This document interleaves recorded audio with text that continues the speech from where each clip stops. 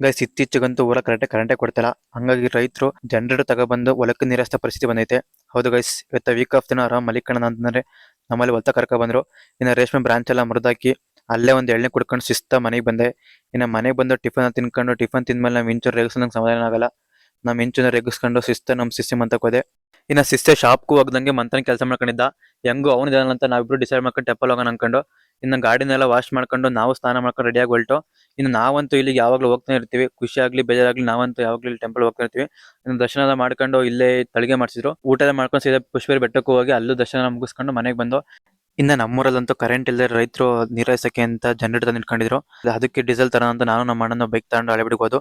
ಇನ್ನ ಬರ್ತಾ ಹಂಗೆ ಕಬ್ನೆಲ್ಲ ಕುಡ್ಕೊಂಡು ಸೀದಾ ಮನೆಗೆ ಬಂದು ಇನ್ನ ಇಲ್ಲಿಗೆ ಬಂದು ಬ್ಯಾಡ್ಮಿಂಟನ್ ಆಡ್ಕೊಂಡು ಸ್ವಲ್ಪ ಹೊತ್ತು ಇನ್ನ ಅಲ್ಲಿಂದ ನಮ್ಮ ಫ್ರೆಂಡ್ ಅವರಿಗೆ ಹೋದು ಬಾವಿ ಕೊರ್ಸಕ್ಕೆ ಪಾಯಿಂಟ್ ಮಾಡಕ್ ಬಂದಾರೆ ಅಂತ.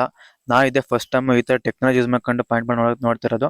ಇನ್ನ ಮುಂಚೆ ಎಲ್ಲ ತೆಂಗಿನಕಾಯೆಲ್ಲ ಪಾಯಿಂಟ್ ಮಾಡೋರು, ಈ ತರ ನೋಡ್ತಾ ಇದ್ದೆ ಫಸ್ಟ್ ಟೈಮು. ಇನ್ನ ಅಲ್ಲಿಂದ ನಾನು ಶಿಷ್ಯನು ಹಳೆಬಿಡಿಗೆ ಹೋದು ಏನೋ ತಿನ್ಕೊಬರ ಅಂತ. ನಮ್ಮ ಹಳೆಬಿಡಗಂತೂ 8 ಗಂಟೆ ಎಲ್ಲ ಐಟಮ್ ಖಾಲಿ ಆಗಿರುತ್ತೆ. ಅದ್ರ ಸಿಕ್ಕಿದೆ ಗೋಬಿ ತಿನ್ಕೊಂಡು ನಾನು ಶಿಷ್ಯನ ಊರ್ ಕಡೆಗೆ ಬಂದು ಇವತ್ತಿಗಿಷ್ಟೇ, ನಾಳೆ ಸಿಗೋಣ. Thank you. ಮತ್ತೆ ಭೇಟಿಯಾಗೋಣ. ನಮಸ್ಕಾರ.